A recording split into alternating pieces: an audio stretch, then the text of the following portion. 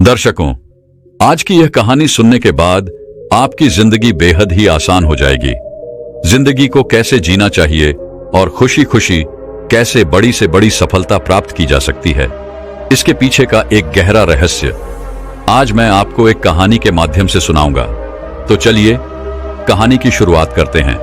दोस्तों, महात्मा बुद्ध कहते हैं कि शांति हमारे भीतर है, शांति हमारे अंदर से आती है, इसे बाहर ढूंढना व्यर्थ है। लेकिन अगर आप आज के समय की बात करेंगे तो आज हर एक मनुष्य केवल दौड़ में लगा हुआ है। उसे दौड़ना पसंद है, वे दूसरों से आगे निकलना चाहता है और दूसरों से कुछ अलग मुकाम बनाना चाहता है। लेकिन वह यह भूल चुका है कि जिस रास्ते पर वह दौड़ रहा है वह रास्ता कभी खत्म नहीं होता और ना ही आपको कभी मंजिल मिल पाएगी, क्योंकि यह रास्ता अनंत है, इसका कोई अंत नहीं। अंतिम समय में भी जब हम अपने आप को देखते हैं तो हम अपने आप को वही रास्ते पर खड़ा ही पाते हैं जहां से हमने इसकी शुरुआत की थी। हालांकि यह सच जानकर भी लोगों को कोई फर्क नहीं पड़ता। वह तो इस रेस में, इस दौड़ में जितना चाहते हैं, वह अपने आप को श्रेष्ठ साबित करना चाहते हैं।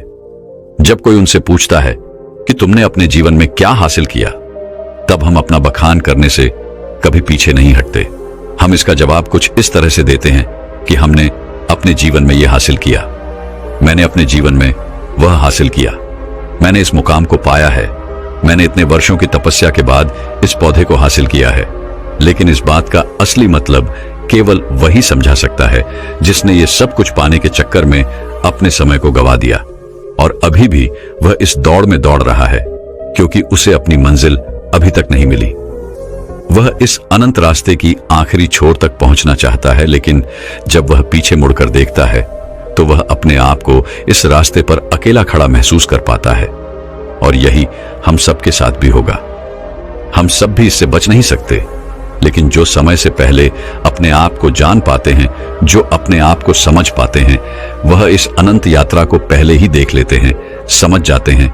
वह अपनी हर गलतियों को सुधारने का प्रयास कर पाते हैं, लेकिन जिन्हें यह नहीं पता कि वह कहां जा रहे हैं और उनकी यात्रा कब खत्म होगी, वे लोग इस दौड़ में केवल दौड़ते ही चले जाते हैं। इसे और अच्छे से समझाने के लिए आज की जो कहानी मैं आप सभी के लिए लेकर आया हूं, इस कहानी के माध्यम से आप यह समझ सकेंगे कि हम इस अनंत यात्रा को कैसे समाप्त कर सकते हैं और ऐसी क्या चीज है जिसे हम अपने जीवन में उतारकर अपने आप को समझ सकते हैं, पहचान सकते हैं, जिससे हम अपने जीवन की सभी समस्याओं का समाधान कर सकते हैं। एक समय की बात है, किसी नगरी के एक पहाड़ पर एक गुरु रहा करते थे। उन गुरु की ख्याति दूर दूर तक फैली हुई थी। वह गुरु बहुत ही ज्ञानी थे, लेकिन उन्होंने अपने पूरे जीवन काल में कभी किसी को अपना शिष्य नहीं बनाया। उनके पास अनेक लोग आते और उनसे कहते कि हमें अपना शिष्य बना ले, लेकिन वह कभी किसी को अपना शिष्य नहीं बनाते और वहां से उन्हें भगा देते। इसी तरह से समय बीतता गया। समय के साथ साथ अब युवा गुरु धीरे धीरे वृद्ध हो चुके थे। अब उनकी रोजमर्रा के कामों में भी उन्हें तकलीफ होने लगी थी। तब उनके मन में यह ख्याल उत्पन्न हुआ कि यदि मैंने अपने जीवन में किसी को अपना शिष्य बना लिया होता तो आज वह शिष्य मेरी कुछ तो मदद अवश्य कर देता। लेकिन उस वक्त मैंने किसी को अपना शिष्य नहीं बनाया और अब मेरे पास कोई भी यह तक कहने नहीं आता कि है गुरुवर मुझे अपना शिष्य बना ले, क्योंकि अब उनका शिष्य कोई नहीं बनना चाहता था। सभी को यही लगता था कि वह तो पागल है और कौन उस पागल का शिष्य बनना चाहेगा। वह सभी को भगा देता है, किसी को भी अपने पास रहने नहीं देता। तभी एक दिन एक युवक अपना बोरिया बिस्तर बांधे हुए उन गुरु के पास पहुंचा और उनसे कहने लगा, है गुरुदेव, मैंने सुना है आप बहुत ज्ञानी हैं, आपकी ख्याति दूर दूर तक फैली हुई है, लेकिन आप कभी किसी को अपना शिष्य नहीं बनाते। मैं आज आपके पास यही विनती लेकर आया हूं कि कृपा करके मुझे अपना शिष्य बना लीजिए। आप जो कहेंगे मैं वो करूंगा, लेकिन मुझे केवल आपसे ही ज्ञान प्राप्त करना है। मैंने सुना है अब बहुत ज्ञानी है और इसी इच्छा से मैं यहां पर आया हूं कि वह ज्ञान आप मुझे देंगे, मुझे सिखाएंगे। मैं बड़ी आस लेकर आपके पास आया हूं। जब मैं यहां आ रहा था तो हर कोई मुझे यहां आने से मना कर रहा था। हर कोई मुझसे यही कहता था कि उनके पास ना जाओ, वह बहुत पागल है, वह किसी को अपना शिष्य नहीं बनाते। यदि तुम उनके पास जाओगी तो वह तुम्हें डांट कर भगा देंगे, लेकिन तुम्हें अपना शिष्य नहीं बनाएंगे। सभी लोग मुझे रोक रहे थे, लेकिन मुझे तो केवल आपका ही शिष्य बनना है। क्या आप मुझे अपना शिष्य बनाएंगे? कृपा करके न मत कहिएगा। मैं आज आपके पास बड़ी आस लेकर आया हूं। उस युवक के मुख से यह सारी बातें सुनकर वह गुरुवर उस युवक से कहते हैं, हां, आज से तुम मेरे शिष्य हो। मैं तुम्हें अपना शिष्य बनाता हूं और कल से मैं तुम्हें ज्ञान भी अवश्य दूंगा। धीरे धीरे रात्रि का समय हो चुका था और उतने ऊपर उस पहाड़ी पर पानी का कोई स्रोत नहीं था। पानी लेने बहुत दूर जाना पड़ता था और शिष्य को बहुत जोरों की प्यास लग चुकी थी। वह पानी ढूंढने के लिए यहां वहां घूम रहा था, यहां वहां फिर रहा था, लेकिन उसे कहीं भी पानी नहीं मिला। और जब उन गुरुवर ने अपने उस शिष्य को पानी ढूंढता हुआ देखा तो उन्होंने कहा, बेटा, तुम्हें इस पहाड़ पर कहीं पानी नहीं मिलेगा। आज की रात तुम्हें ऐसे ही बितानी पड़ेगी। कल सुबह सुबह हम पानी के लिए निकल पड़ेंगे। उस शिष्य ने अपने और गुरुवर की बात मान ली। उसने जैसे तैसे अपनी रात वहां पर बिताई और अगले दिन सुबह सुबह वह गुरुवर और वे शिष्य पानी लेने के लिए निकल पड़े। वह दोनों एक कुएं के पास पहुंचे। शिष्य को जोरों की प्यास लगी थी। उसने कुएं से झट से पानी निकाला और फटाफट पी गया, क्योंकि उसका गला सूखा हुआ था और उसे प्यास भी बहुत जोरों की लगी थी। यह देखकर उन गुरुवर ने अपने शिष्य से कहा, मूर्ख कहीं का, मुझे भूल गया। तेरे साथ मैं भी तो प्यासा हूं। क्या मुझे पानी की कोई आवश्यकता नहीं? इस पर शिष्य अपने गुरु से माफी मांगता है और कहता है गुरुदेव, मुझे क्षमा कीजिए। मुझे बहुत जोरों की प्यास लगी थी, जिस कारण मुझे आपका ध्यान नहीं आया और मैंने पानी निकालकर खुद ही पहले पी लिया। लेकिन रुक जाइए, मैं अभी आपके लिए पानी लेकर आता हूं। इतना कहकर उस शिष्य ने एक बार फिर से कुएं से पानी निकाला और गुरुवर को पिलाया। उसके बाद वह शिष्य अपने गुरु से कहता है गुरुवर, आपने कहा था कि आप मुझे कल से ज्ञान देंगे, आप मुझे कल से सिखाएंगे। तभी वह गुरुवर कहते हैं, हां, मैंने कहा था और मुझे याद है। तभी वह गुरुवर अपने उस शिष्य को कहते हैं कि एक बार फिर से इस कुएं से पानी निकालो। शिष्य ने गुरु की आज्ञा मानी और उसने एक बार कुएं से फिर पानी निकाला। यह देख वह गुरुवर अपने उस शिष्य से कहते हैं, भंते, अब तुम ही मुझे यह बताओ कि यह पानी और वह पानी जो तुमने पिया था, इन दोनों में क्या फर्क है? इन दोनों में क्या अंतर है?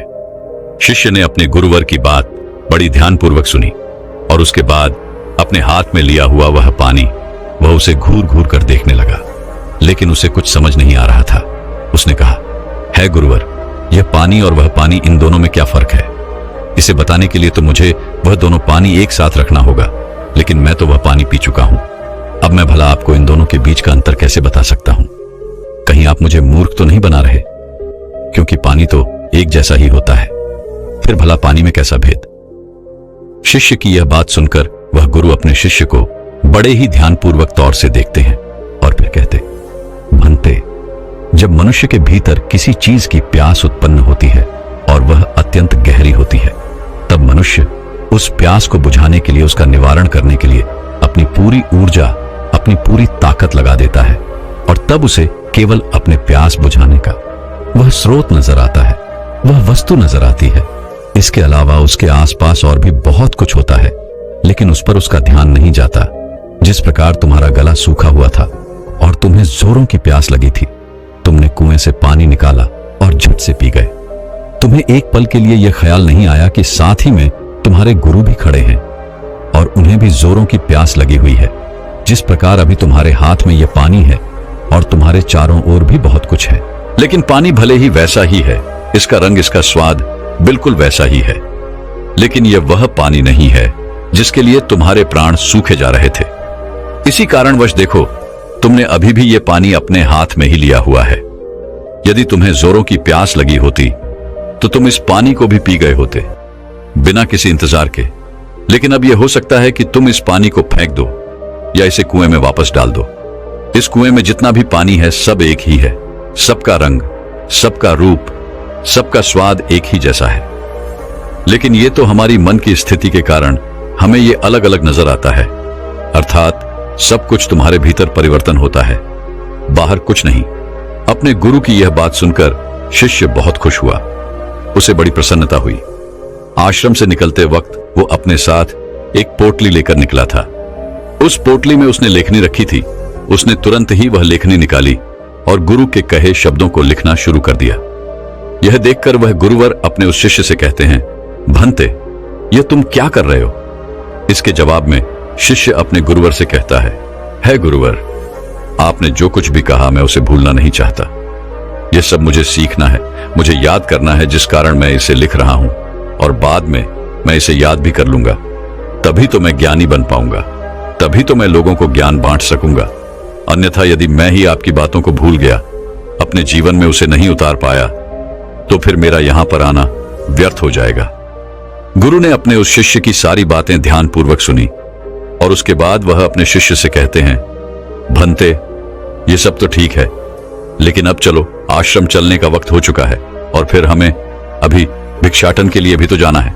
इतना कहकर वह गुरु और शिष्य वापस आश्रम की ओर लौट गए और रास्ते में ही उन्होंने भिक्षा भी मांग ली। दोनों जब आश्रम पहुंचे, उस भिक्षा का लुत्फ उठाया। रात में उसे खाकर वह लोग सो गए। अगले दिन सुबह सुबह उन गुरुवर ने अपने शिष्य को जगाया और कहा, चलो हमें कुएं के पास फिर जाना है। इतना कहकर शिष्य और वह गुरुवर उस कुएं की ओर निकल पड़ते हैं। कुछ देर बाद जब वह कुएं के पास पहुंचते हैं तो गुरुवर अपने शिष्य से कहते हैं कि पानी निकालो। वह शिष्य अपने गुरुवर की आज्ञा का पालन करते हुए उस कुएं से थोड़ा पानी निकालता है। तभी वह गुरुवर अपने उस शिष्य से कहते हैं, भंते, कल जो तुमने पानी पिया था और आज जो तुमने पानी निकाला है, इन दोनों में क्या फर्क है? क्या तुम मुझे बता सकते हो? इस पर शिष्य तुरंत ही अपनी उस पोटली को निकालता है जिसमें उसने वो सारी बातें लिखी होती हैं। जब गुरु ने उसे वो सारी बातें बताई थी कि जब मनुष्य को किसी चीज की प्यास उत्पन्न होती है तो वो उसे मिटाने की हर मुमकिन कोशिश करता है और उसके आसपास बहुत कुछ होता है, लेकिन वह उसे देख नहीं पाता। वह यह पढ़ ही रहा था कि तभी उन गुरु ने अपने उस शिष्य से कहा, मूर्ख, क्या कर रहे हो?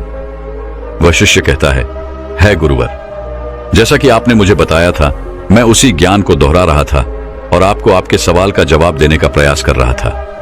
तभी वह गुरुवर अपने उस शिष्य से कहते हैं, मूर्ख, इस पानी को सूंघो, इस पानी में से दुर्गंध आ रही है। शिष्य ने अपने गुरु की आज्ञा मानी। उसने तुरंत ही उस पानी को सूंघा। उसमें से सचमुच बदबू आ रही थी, मानो वह पानी सड़ चुका हो। तभी वह गुरु कुएं की ओर आगे बढ़ते हैं और कुएं में झांक कर देखते हैं तो उसके अंदर एक जीव मरा पड़ा था। जैसे तैसे उन गुरुवर ने और उस शिष्य ने मिलकर उस जीव को कुएं से बाहर निकाला और उस जानवर की ओर इशारा करते हुए और गुरुवर अपने शिष्य से कहते हैं, भंते, क्या तुम इसे देख पा रहे हो? इस पर शिष्य कहता है, हां गुरुवर, मैं इसे देख पा रहा हूं। तभी वह गुरुवर कहते हैं, इस पृथ्वी पर जिसने अब भी जन्म लिया है उसकी मृत्यु निश्चित है। वह एक न एक दिन मृत्यु को अवश्य प्राप्त होता है। जब एक मनुष्य जन्म लेता है तो उसका जीवन संपूर्ण होता है और मृत्यु शून्य होती है, लेकिन धीरे धीरे जैसे जैसे समय बीतता जाता है, एक एक दिन ढलते जाते हैं, जीवन घटने लगता है और मृत्यु संपूर्ण होती जाती है। किसी की भी मृत्यु यूं ही अचानक नहीं हो जाती। जब कोई भी प्राणी जन्म लेता है तो उसके जन्म से ही यह प्रक्रिया शुरू हो जाती है और अंततः हमारी यात्रा जन्म से मृत्यु तक अपना सफर तय कर लेती है। हाँ, यहां पर यह जरूर होता है कि किसी के लिए तेज प्रक्रिया होती है और किसी के लिए यह प्रक्रिया धीमी होती है, लेकिन यह प्रक्रिया सभी के लिए काम करती है और सभी को एक ना एक दिन जन्म से लेकर मृत्यु तक का यह सफर तय करना ही पड़ता है। शिष्य ने एक बार फिर से अपनी लेखनी निकाली और गुरु की इन सभी बातों को लिखना शुरू कर दिया। तभी वह गुरु हैं, क्रोधित होते हुए अपने उस शिष्य से कहते हैं, चलो कुएं की ओर चलो। यह देखकर वह शिष्य घबरा जाता है और अपने उन गुरुवर से कहता है गुरुवर, मैं तो अभी जवान हूं और मैं अभी मृत्यु को प्राप्त नहीं होना चाहता, कृपा करके मुझे छोड़ दे। तभी वह गुरुवर अपने उस शिष्य से कहते हैं, बेवकूफ, मैं तुम्हें कुएं में धकेलने नहीं जा रहा। मैं तो यह कह रहा हूं कि कुएं के चारों ओर एक दीवार खड़ी कर देते हैं जिससे और कोई इस कुएं में ना गिरे, जिससे किसी और को व्यर्थ अपनी जान ना गंवानी पड़े। दोनों ने बड़ी मुश्किल के साथ कुछ लकड़ियां इकट्ठा की और कुएं के चारों ओर एक दीवार बना दी जिससे अब उस कुएं के अंदर कोई नहीं गिर सकता था। इतनी मेहनत करने के बाद गुरु और वह शिष्य वापस आश्रम लौट आए। धीरे धीरे ऐसे ही कई दिन बीत गए। शिष्य अब उन गुरुवर के साथ अपना अधिकांश समय बिताता था, उनका सारा काम करता था। एक दिन उसने देखा कि उसके गुरुवर बहुत प्रसन्न है। तभी वह उन गुरुवर के पास पहुंचा और अपने उन गुरुवर से कहता है गुरुवर, आज आप बहुत प्रसन्न दिख रहे हैं, क्या मैं आज आपसे कुछ पूछ सकता हूं? तभी वह गुरुवर अपने उस शिष्य से कहते हैं, हाँ अवश्य। तभी शिष्य कहता है गुरुदेव, आप मुझे कोई ऐसा ज्ञान दीजिए जो सबसे बड़ा हो, जिसके आगे मुझे कोई और ज्ञान अर्जित करने की कोई आवश्यकता ना पड़े। वैसे भी दिन ब दिन आप वृद्ध होते जा रहे हैं और आपकी मृत्यु कब आ जाएगी यह मैं नहीं जानता, इसीलिए आप मुझे वह ज्ञान दे दीजिए। तभी तो मैं आपके ज्ञान को लोगों तक फैला सकूंगा, तभी तो लोग आपके बारे में जान सकेंगे। वह अपनी लेखनी लेकर बैठ गया, इस इंतजार में कि गुरुदेव उसे कुछ बताएंगे, कोई ऐसा ज्ञान जो बहुत बड़ा है। लेकिन उन गुरुवर ने अपने उस शिष्य से कुछ नहीं कहा, बस वह चुपचाप बैठ गए। वह काफी देर तक यूं ही मौन रहे और उसके बाद वहां से उठकर चले गए। वे शिष्य चुपचाप ये सब देख रहा था और जब वह गुरुवर वहां से उठकर चले गए तो उसने लेखनी से लिखा, सबसे बड़ा ज्ञान मौन। अगले दिन फिर उसने उन गुरुवर से यही सवाल किया और अब की बार भी गुरुवर ने उसे कोई जवाब नहीं दिया। वह काफी देर तक मौन रहे और फिर वहां से उठकर चले गए। ऐसा करते करते कई दिन बीत गए, दिन से सप्ताह से महीने और लगभग 1 वर्षों के बाद भी उसे केवल एक ही जवाब मिला था, सबसे बड़ा ज्ञान मौन। इसके अलावा उसने लेखनी से और कुछ नहीं लिखा था, क्योंकि वह गुरुवर जब भी इस सवाल को सुनते तो वह मौन हो जाते और अपने उस शिष्य से कुछ ना कहते, जिस कारण वह शिष्य भी हर रोज अपनी लेखनी से केवल एक ही बात लिखता था, सबसे बड़ा ज्ञान मौन। लेकिन अब उसके सब्र का बांध टूटा जा रहा था। एक दिन रात को उसे नींद नहीं आ रही थी। वह यहां वहां करवटें बदल रहा था। चांदनी रात थी। वह आश्रम से बाहर निकला और बाहर बैठकर यह सोचने लगा कि आखिर गुरुदेव मुझे वह सबसे बड़ा ज्ञान क्यों नहीं दे रहे? क्या वह मुझे देना नहीं चाहते, या मैं अभी इस लायक नहीं हूं कि उस ज्ञान को समझ सकूं? इस प्रकार उसके मन में हजारों सवाल चल रहे थे, हजारों तरह के विचार उत्पन्न हो रहे थे। तभी अचानक उसे एक पक्षी की आवाज सुनाई पड़ी। उसका पूरा ध्यान उस पक्षी की आवाज पर चला गया और तब उसने महसूस किया कि चारों ओर हवाएं चल रही थीं। पत्तों की सरसराहट की आवाज, ठंडी हवाएं चलने की आवाज, चारों तरफ सन्नाटा छाया हुआ था। वह ये सब महसूस कर पा रहा था। उसने उस सन्नाटे की आवाज को ध्यान से महसूस किया, अपनी आंखें बंद की और बड़े ध्यान से उन आवाजों को सुनने लगा। उसका मन बिल्कुल शांत हो गया और अब तक पहली बार उसने अपने मन को इतना शांत महसूस किया था। पहली बार वह आनंदित महसूस कर रहा था। वह यह भूल चुका था कि उसे बड़े ज्ञान के बारे में अभी तक उन गुरुवर ने कुछ नहीं बताया। तभी उसने सोचा कि जो आज अनुभव मैंने प्राप्त किया है, इसे मैं अपने गुरुवर को अवश्य बताऊंगा, जिस कारण वह उस अनुभव को लिखने के लिए अपनी लेखनी निकालता है। तभी वह देखता है कि उसने अपने किताब के सारे पन्नों पर केवल एक ही बात सीखी है, सबसे बड़ा ज्ञान मौन। तभी उसे यह भी एहसास हो गया कि वह गुरुवर तो उसे सबसे बड़ा ज्ञान दे रहे थे, लेकिन वही उसे समझ नहीं पा रहा था। सबसे बड़ा ज्ञान तो यही है, लेकिन जो उसने अनुभव किया था, उस अनुभव को वह फिर से महसूस करना चाहता था, जिस कारण वह पूरी रात नहीं सोया और फिर से जाकर वहीं पर बैठ गया और रात भर उन आवाजों का अनुभव करता रहा, शांति को महसूस करता रहा। सुबह हो गई थी। वह सुबह सुबह उठकर अपने गुरुवर के पास आया। उस शिष्य के गुरु ध्यान में लीन थे। वह चुपचाप वहां पर आया, वहां बैठकर उन्हें शांति से देखता रहा।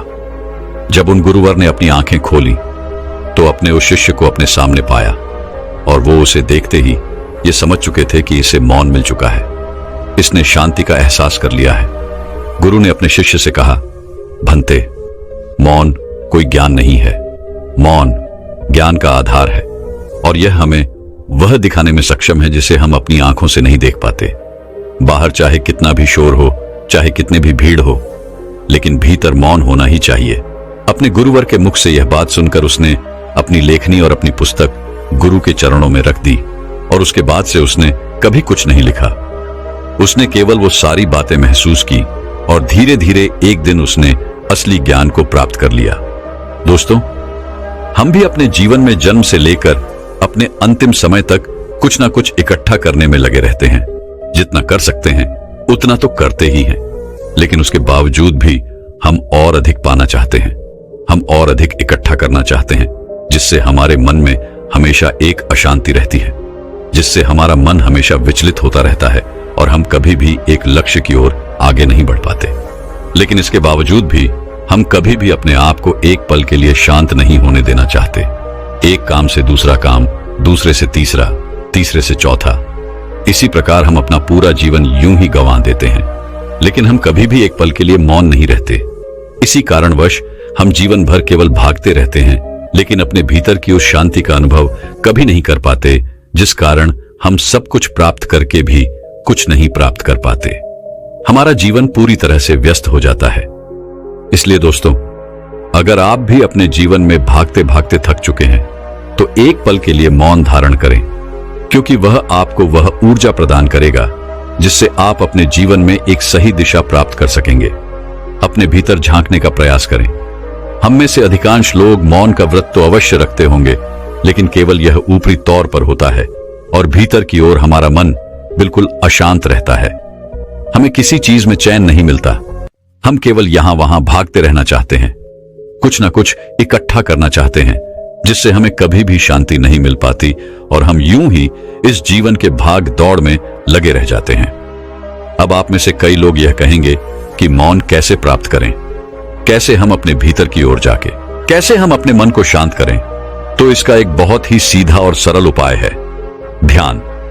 अपने विचारों को, अपने आप को ध्यान से देखें। आप दिन भर क्या कर रहे हैं, आप कहां पर, कितना समय दे रहे हैं। जब आप किसी चीज को होते हुए देख रहे हैं और आपके मन में किस प्रकार के विचार उत्पन्न कर रहा है, तब आप यह भी समझ पाएंगे कि आप कितनी व्यर्थ की बातें सोचते हैं, जिनका वर्तमान से कोई संबंध नहीं है। और एक बात आप यह भी बहुत अच्छे से जानते होंगे कि आपसे बेहतर आपको कोई और नहीं चाह सकता, इसलिए आपसे बेहतर आपका और कोई परिवर्तन नहीं कर सकता। आप जैसा चाहें वैसा अपने आप को बना सकते हैं, इसलिए कोशिश करें। निरंतर कोशिश करते रहने पर आप मौन को भी अवश्य पालेंगे और अपने जीवन को एक सही दिशा और दशा देने में सक्षम हो पाएंगे। तो दर्शकों, चलिए अब अगली तनाव को खत्म करने के ऊपर प्रसिद्ध कहानी की शुरुआत करते हैं। बहुत समय पहले की बात है, किसी नगरी में एक व्यक्ति रहा करता था। वह व्यक्ति अपने जीवन में बहुत तनाव झेल रहा था। उसका पूरा जीवन मानो तनाव से ही भरा था। वह चिंतित रहता था, परेशान रहता था। उसे ऐसा लग रहा था कि मानो उसका पूरा जीवन इसी तनाव में गुजर जाएगा। जब उसकी शादी नहीं हुई थी तो उसे शादी करने का तनाव था। शादी हो जाने के बाद अच्छी नौकरी और रुपए पैसे कमाने का तनाव उस पर बढ़ गया। जैसे तैसे उसे एक नौकरी मिल गई और वह कुछ पैसे भी कमाने लगा, लेकिन उसके बाद उसे और उसकी पत्नी को कोई बच्चा नहीं हो रहा था, जिस कारण उसका तनाव और बढ़ गया। कुछ सालों बाद उसके जीवन में खुशी की लहर आई। उसकी पत्नी ने एक बेटे को जन्म दिया, लेकिन अब उस बेटे के जन्म के बाद उसे अपने बेटे के भविष्य की चिंता सताने लगी। उसका तनाव और ज्यादा बढ़ गया। उसकी जिंदगी मानो एक तनाव बनकर रह गई थी। वह इस तनाव से किसी भी हालत में छुटकारा चाहता था। वह चाहता था कि वह अपने जीवन को खुशी और खुशहाल तौर पर जिए। एक दिन वह अपने घर के बाहर बैठकर यही सब सोच रहा था कि वह अपने जीवन को कैसे खुशहाल बना सके, कैसे वह अपने उन सपनों को पूरा कर सके जिससे उसका भविष्य सुधर सके। तभी अचानक उसके सामने से कुछ सन्यासी गुजरे। उसने उन सन्यासी को देखा जिनके मुख पर प्रसन्नता थी, जिनके मुख पर किसी प्रकार का कोई तनाव नहीं था। चेहरे पर वह तेज व शांति देखकर वह मंत्रमुग्ध हो गया। उस व्यक्ति को लगने लगा कि सन्यासियों के जीवन में कोई तनाव नहीं है, खुद के जीवन में कोई कार्य नहीं है, केवल भिक्षा मांगो और चैन से जियो, और शायद यही सबसे सर्वोत्तम जीवन है। ये सारी बातें उसके मन में घर कर गई। वह दिन रात इनके बारे में सोचने लगा, विचार करने लगा, और आखिरकार एक दिन उसने फैसला लिया कि वह अपने घर परिवार को छोड़ देगा और एक सन्यासी बन जाएगा। एक रात उसे मौका मिल गया और वह अपने परिवार के लोगों को छोड़कर निकल गया और भागा भागा उन सन्यासियों के पास पहुंचा और उनसे कहा कि मैं आपके शरण में आया हूं, मुझे अपना शिष्य स्वीकार कीजिए। तो इन सन्यासी ने उस व्यक्ति को अपना शिष्य स्वीकार किया और आश्रम में रहने के लिए जगह भी दी। अब वह व्यक्ति उन गुरु का शिष्य बन चुका था, लेकिन वह यह भूल चुका था कि तनाव कोई जगह नहीं है, कोई घर नहीं है, कोई परिवार नहीं है, कोई देश नहीं है जिसे आप छोड़ सके। सन्यासी जीवन ग्रहण करने के बाद उसके जीवन में एक अलग तरह का तनाव उत्पन्न होने लगा। शिक्षा ग्रहण करने का तनाव, रोज साफ सफाई करने का तनाव और सबसे बड़ा तनाव कि मैं भिक्षा कैसे मांगू। और वहां पर उपस्थित सभी शिष्यों में यह होड़ लगी रहती थी कि सबसे ज्ञानी कौन बनेगा। ये सब देखकर भी उसके मन में एक अलग तरीका तनाव उत्पन्न होने लगा। कुछ दिनों तक तो उसने ये सब बड़ी ही आसानी से झेल लिया। कुछ दिनों तक सब कुछ अच्छा चलता रहा, लेकिन उसके बाद उसे अपने घर, अपने परिवार की चिंता सताने लगी। उसे उनकी याद आने लगी। तब उसे ये एहसास हुआ कि जो इस तनाव को यहां पर झेल रहा है, वैसा ही तनाव उसके सांसारिक जीवन में भी तो था। उसने फिर एक बार फैसला किया कि वह इस सन्यासी जीवन को छोड़ देगा और अपने घर, अपने परिवार के पास वापस लौट जाएगा। एक रात फिर उसे मौका मिला और वह आश्रम छोड़कर जैसे ही बाहर निकल रहा था कि तभी वहां के गुरु ने उसे देख लिया और उन गुरुवर ने उस व्यक्ति से कहा, पुत्र, तुम कहां जा रहे हो? इस पर वह व्यक्ति कहता है, हे गुरुवर, मैं संसारी जीवन में बहुत तनाव झेल रहा था और उसके बाद मैंने आप लोगों को देखा। मुझे लगा कि सन्यासी जीवन सर्वश्रेष्ठ जीवन है जहां पर कोई तनाव नहीं है। इस कारण मैं सन्यासी बन गया, लेकिन यहां पर भी रहने के बाद मुझे उस तनाव से मुक्ति नहीं मिली और मैं तो इससे छुटकारा चाहता था, लेकिन वो मुझे यहां पर नहीं मिला। इसलिए मैं यहां से वापस जा रहा हूं अपने घर, अपने परिवार के पास। उस व्यक्ति के मुख से ये सारी बातें सुन उन गुरु ने कहा, बेटा, तुम जा सकते हो, लेकिन अपना तनाव यही छोड़ चले जाओ। यदि तुम वापस यहां से वो तनाव लेकर अपने सांसारिक जीवन में जाओगे तो तुम कभी खुश नहीं रह पाओगे और फिर तुम्हारा यहां पर आने का फायदा भी क्या हुआ गुरुवर की। ये सारी बातें सुन वह व्यक्ति कहता है, हे गुरुवर, क्या आप सही कह रहे हैं? क्या मैं यह तनाव यहीं पर छोड़कर जा सकता हूं? क्या मुझे इस तनाव से मुक्ति मिल सकती है? इस पर उन गुरुवर ने उस व्यक्ति से कहा, हां, क्यों नहीं, लेकिन उससे पहले तुम्हें मेरे लिए एक काम करना होगा। तुम किसी एक ऐसे व्यक्ति को ढूंढ लाओ जिसके जीवन में कोई तनाव ना हो, कोई समस्या ना हो, वह अपना जीवन खुशी और खुशहाल तौर पर जी रहा हो। जब तुम ऐसे किसी व्यक्ति को मेरे पास ले आओगे तो मैं तुम्हें चिंता और तनाव से मुक्ति दिला दूंगा और तुम वापस अपने घर की ओर जा सकोगे, अपने जीवन को खुशी और खुशहाल तौर पर जी सकोगे। गुरुवर की यह सारी बातें सुन वह व्यक्ति बड़ा ही प्रसन्न हुआ और एक ऐसे व्यक्ति की तलाश में निकल पड़ा जिसका जीवन खुशी और खुशहाली से बीत रहा हो, जिसके जीवन में कोई तनाव ना हो, जिसके जीवन में कोई चिंता ना हो। वह व्यक्ति कई गांव में गया, कई नगरों में घूमा, बहुत से लोगों से मिला, अनेकों दरवाजे खटखटाए, लेकिन उसे ऐसा कोई आदमी नहीं मिला जो यह कह सके कि उसके जीवन में कोई तनाव नहीं है, उसके जीवन में कोई चिंता नहीं है। बल्कि तनाव और चिंता की बात करते ही लोग उसे अपनी समस्याओं के बारे में और बढ़ा चढ़ाकर बताया करते थे। वह उसे अपनी चिंताओं और तनाव के बारे में कुछ ऐसे बताते मानो सबसे बड़ी समस्या उन्हीं के सर पर मढ़ दी गई है। धीरे धीरे कई दिन बीत गए, लेकिन उसे ऐसा कोई व्यक्ति नहीं मिला जिसके जीवन में कोई तनाव ना हो। तभी उसे एक दिन एक व्यक्ति मिला और उस व्यक्ति ने उस शिष्य से कहा, इस पूरे संसार में केवल एक ही ऐसा व्यक्ति है जिसके जीवन में कोई तनाव नहीं होता, जो चिंता रहित होता है, और वह है शराबी, जिसे किसी बात की कोई चिंता नहीं होती, जिसे कोई बात का तनाव नहीं होता, वह तो बस मस्त रहता है। जब उस शिष्य ने उस व्यक्ति के मुख से ये सारी बातें सुनी तो वह शिष्य एक शराबी व्यक्ति के पास गया और उससे जब उसने यह पूछा कि क्या तुम्हारे जीवन में कोई तनाव है, तो शराबी ने नशे में यह कहा कि यह तनाव क्या होता है, ये तनाव किस चिड़िया का नाम है, मुझे नहीं पता। ये सुन वह शिष्य बड़ा ही प्रसन्न हुआ। उसे लगा कि उसे अब वह व्यक्ति मिल चुका है जिसके द्वारा वह चिंता मुक्त हो सकता है। तभी उस शराबी ने उस शिष्य से कहा, मुझे तो बस एक ही बात की चिंता सताती रहती है कि अगली सुबह की मदिरा का इंतजाम मैं कहां से करूं।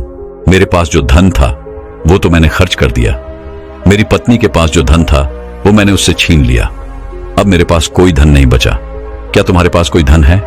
ये सुन उस शिष्य की हिस्से की सारी खुशी मानो पल भर में गायब हो गई और धीरे धीरे रात होने आ चुकी थी। वो हताश होकर एक मंदिर में जा बैठा।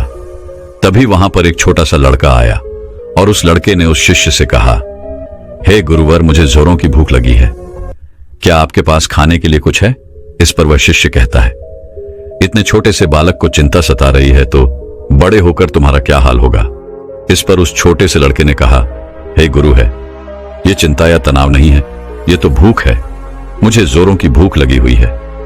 यदि आपके पास खाने के लिए कुछ है तो कृपया करके मुझे कुछ दे दीजिए। उस बच्चे के मुख से ये सारी बातें सुन वह शिष्य एक बार फिर से बड़ा प्रसन्न हुआ और उसने अपने थैले में जो 2 रोटियां रखी हुई थी उस बालक को थमा दी। जैसे ही उस बालक ने वह भोजन पूरा कर लिया, उसके बाद वह उस शिष्य से कहता है, हे गुरुवर, जाने मेरे अगले दिन के भोजन का क्या होगा? मुझे इसकी चिंता सता रही है। क्या आप कल भी मेरे लिए भोजन ला सकते हैं? यह सुन वह व्यक्ति एक बार फिर से निराश हो गया। वह भागा भागा अपने गुरु के पास पहुंचा और उनसे कहने लगा, हे गुरुवर, मैंने बहुत ढूंढा, मैंने हर जगह तलाश किया, कई नगर देखे, कई गांव में गया, लेकिन मुझे कोई ऐसा व्यक्ति नहीं मिला जिसके जीवन में कोई तनाव ना हो, जो अपने जीवन को सुखी और खुशहाल तौर पर जी रहा हो। हर किसी को किसी न किसी चीज की चिंता अवश्य सता रही है। कोई अपनी चिंताओं को लेकर बैठा हुआ है तो कोई अपने तनाव से जूझ रहा है। जिसके पास धन नहीं है वह धन चाहता है, जिसके पास धन है वो और अत्यधिक धन चाहता है, जिसके पास प्रेम नहीं है वह प्रेम चाहता है, और जिसके पास प्रेम है वह अत्यधिक प्रेम से भी चिंतित है। किसी के पास काम नहीं है तो वह इसलिए चिंतित है क्योंकि उसके पास कोई काम नहीं, और किसी के पास काम है तो वह इसलिए चिंतित है कि उसी के पास अत्यधिक काम है। जो कोई बीमार है वह इस बात से चिंतित है कि उसका स्वास्थ्य कब सुधरेगा, और जो व्यक्ति पूरी तरह से स्वस्थ है उसे इस बात का तनाव है कि कहीं वह बीमार न पड़ जाए। इसी प्रकार हर व्यक्ति तनाव से ग्रसित है और सभी के जीवन में चिंताएं ही चिंताएं भरी हुई हैं। इससे छुटकारा पाना नामुमकिन है। तभी उन गुरु ने कहा, इससे छुटकारा संभव है और इससे छुटकारा पाया जा सकता है, मगर इसके लिए तुम्हें कुछ समझना पड़ेगा। इस पर वह व्यक्ति उन गुरुवर से कहता है, क्या है गुरुदेव, मुझे ऐसा क्या समझना पड़ेगा? मैंने हर जगह देखा, कोई ऐसा व्यक्ति मुझे नहीं मिला जिसके जीवन में कोई तनाव ना हो, तो आप मुझे कैसे चिंता मुक्त कर सकते हैं? इस पर गुरुवर ने कहा, जो मैं तुम्हें समझाने की कोशिश कर रहा हूं उसे तुम ठीक से समझने की कोशिश करना। उन गुरुवर ने कुछ गीली लकड़ियां अपने आश्रम के पास से उठाई और उन्हें उस शिष्य के सामने रख दिया और कहा, इसमें आग लगा दो। उस शिष्य ने काफी कोशिश की, लेकिन उन गीली लकड़ियों में भला कहां आग लगने वाली है। वो परेशान हो गया, लेकिन उसमें आग नहीं लग पाई। इस पर उसने गुरुवर को कहा, हे गुरुदेव, इन गिरी लकड़ियों में आग नहीं लग सकती, इसमें आग लगाना संभव ही नहीं। इस पर वह गुरुदेव कहते हैं, पुत्र, मैं तुम्हें यही समझाने की कोशिश कर रहा हूं कि तुम इन गिरी लकड़ियों का क्या करोगे। इसे धूप में सुखा आओगे या फिर इन गीली लकड़ियों को लेकर सोचते रहोगे, चिंतित रहोगे और तनाव में रहोगे। तुम चाहो तो इन्हें धूप में सूखा सकते हो, लेकिन इसमें थोड़ा सा समय लगेगा। और यदि तुम चिंता की जगह चिंतन करो तब तुम ये जरूर समझ सकते हो कि तुम इसकी जगह पर कुछ सूखी लकड़ियों का इंतजाम कर सकते हो और जिनमें आग लगाना भी संभव होगा। इस पर वह शिष्य गुरुदेव से कहता है, हे गुरुदेव, आप ठीक कह रहे हैं, लेकिन ये जीवन तनाव से भरा हुआ है कि जीवन तनाव मुक्त कैसे हो सकता है, और ऐसा क्यों है कि हम अपने जीवन को तनाव मुक्त नहीं जी पाते। उस शिष्य की ये सारी बातें सुनकर उन गुरुवर ने कहा, हे पुत्र, इस जीवन में कोई तनाव नहीं है। बाहरी तौर पर कोई भी तनाव उत्पन्न नहीं होता। जो भी तनाव उत्पन्न होता है वह हमारे भीतर की ओर होता है। चिंता तुम भीतर की ओर करते हो, और जहां चिंता और तनाव उत्पन्न होता है वहां सफलता नहीं होती, कार्य सही नहीं होते, हमारी मानसिक स्थिति भी सही नहीं होती, जिस कारण हमारे सारे कार्य बिगड़ने लग जाते हैं और हम और भी ज्यादा तनाव महसूस करने लगते हैं, और भी ज्यादा चिंतित रहने लगते हैं। आगे वह गुरुदेव अपने शिष्य से कहते हैं, यदि चीजें हमारे मुताबिक होने लगे तो हम अपने जीवन में कभी भी तनाव महसूस ही नहीं करेंगे और ना ही हम कभी चिंता करेंगे, और हमारा जीवन भी खुशी और खुशहाल तौर पर चलता रहेगा। हमें चिंता करने की कोई आवश्यकता नहीं पड़ेगी। जैसे यदि ये लकड़ियां मुझे सूखी मिल जाएं, तो मैं इनमें आसानी से आग लगा सकता हूं और मेरे भीतर किसी प्रकार का कोई तनाव उत्पन्न ही नहीं हो पाएगा। तो हमारा तनाव इन लकड़ियों के स्वभाव पर निर्भर करता है। यदि कोई इस बात को पहले से ही स्वीकार कर ले कि जीवन में यदि हमें हमेशा सूखी लकड़ियां नहीं मिलती, तो वह पहले से ही उन सूखी लकड़ियों का इंतजाम कर लेगा। और जो इस बात को स्वीकार कर लेता है, अगर उसे सूखी लकड़ियां ना भी मिले तो वह धैर्य रखता है, सब्र रखता है और उन गिरी लकड़ियों को सुखाने का पूरा प्रयास भी करता है, न कि उन गीली लकड़ियों को लेकर हाथ पर हाथ धरे बैठ जाता है और अलग अलग चिंताओं में डूब जाता है कि सूखी लकड़ियां मुझे क्यों नहीं मिली, और आखिर उसे क्यों मिली, मुझे क्यों नहीं मिली, आखिर कब तक ऐसा चलता रहेगा, मेरा क्या होगा, हमेशा मेरे साथ ऐसा ही क्यों होता है। इस तरह की सोच रखने वाले लोग हमेशा तनावग्रसित रहते हैं, चिंतित रहते हैं और अपने जीवन को कभी भी खुशी और खुशहाल तौर पर नहीं जी पाते। हमारा यह जीवन बड़ा ही अनमोल है। इस जीवन में कुछ समस्याएं होती हैं तो कुछ समस्याएं हम खुद उत्पन्न कर लेते हैं, जबकि यह समस्याएं वास्तविकता में होती ही नहीं। इस पर वह शिष्य कहता है, हे गुरुवर, आप क्या कहना चाहते हैं, जरा स्पष्ट तौर पर बताइए, मैं आपकी बात समझ नहीं पाया।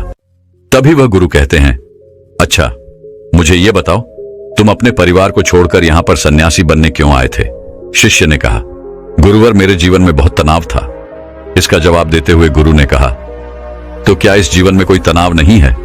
इस पर शिष्य ने कहा, हे गुरुदेव, यहां पर भी तनाव है, जिस कारण मैं ये सन्यासी जीवन छोड़कर वापस अपने परिवार के पास लौटना चाहता हूं।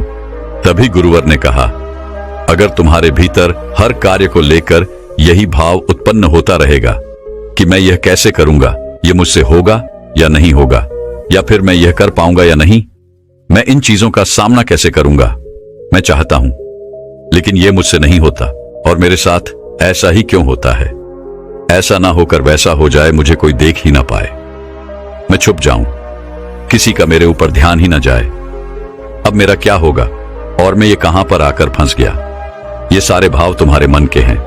ये सारे भाव तब भी तुम्हारे मन में उत्पन्न होते होंगे जब तुम होते परिवार के साथ थे, और जब तुम यहां पर आए तब भी तुम्हारे अंदर ये सारे भाव उत्पन्न होते रहे। इस पर वह शिष्य कहता है, हां गुरुदेव, आप बिल्कुल ठीक कह रहे हैं, मेरे अंदर यह सारे भाव अभी तक उत्पन्न हो रहे हैं। जब मैं अपने परिवार के साथ था तब भी, और जब मैं यहां पर सन्यासी बनकर आपके सामने हूं तब भी मेरे अंदर ये सारे